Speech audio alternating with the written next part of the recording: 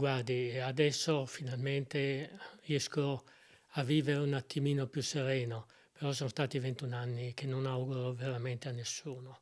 Per dormire avevo bisogno di ansiolitici e questa ultima indagine, che è stata aperta 2 anni e mezzo fa, certamente non ha facilitato la risoluzione dei miei problemi. Adesso finalmente possiamo chiudere un capitolo e sperare di vivere con un po' più di serenità. Elvo Zornitta rompe così il silenzio dopo i nuovi sviluppi del caso Unabomber. Dopo l'analisi di 68 reperti genetici provenienti da 27 oggetti, nessuna delle 11 persone coinvolti infatti è risultata compatibile con il materiale biologico e il procedimento sembra avviarsi verso l'archiviazione senza un responsabile. Ripercorrendo oltre 20 anni di difficoltà, l'ingegnere ricorda il peso di un'accusa che ha cambiato la sua vita. C'è stato un periodo nel 2006 in cui aspettavo solo che venissero per mettermi in prigione, quindi sì, ci sono stati periodi veramente difficili, veramente bui. Tutti gli indizi che avevano ricavato non erano certamente sufficienti per incriminarmi o per accusarmi di qualsiasi cosa, quindi un po' per volontà, un po' per pressione dei media, qualcuno ha voluto inventare la prova regina, la famosa prova regina.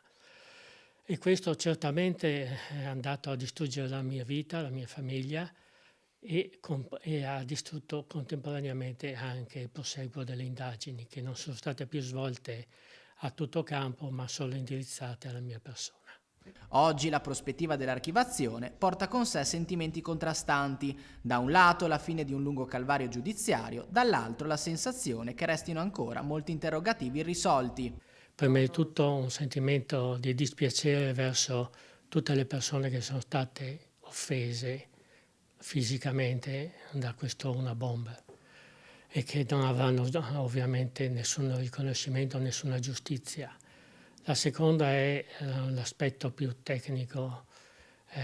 Ovviamente qua si stava parlando di analisi di DNA mitocondriale. Abbiamo alcuni esempi in cui questo ha permesso di risalire tramite uno screening sulla popolazione e di risalire al colpevole. In questo caso sono stati analizzati 49 persone e pensiamo che nel periodo clou, cioè nel 2005-2006, DNA era stato rilasciato da migliaia di persone, perché non è stato fatto lo stesso. È una domanda da farsi. E oggi, ingegnere, che cosa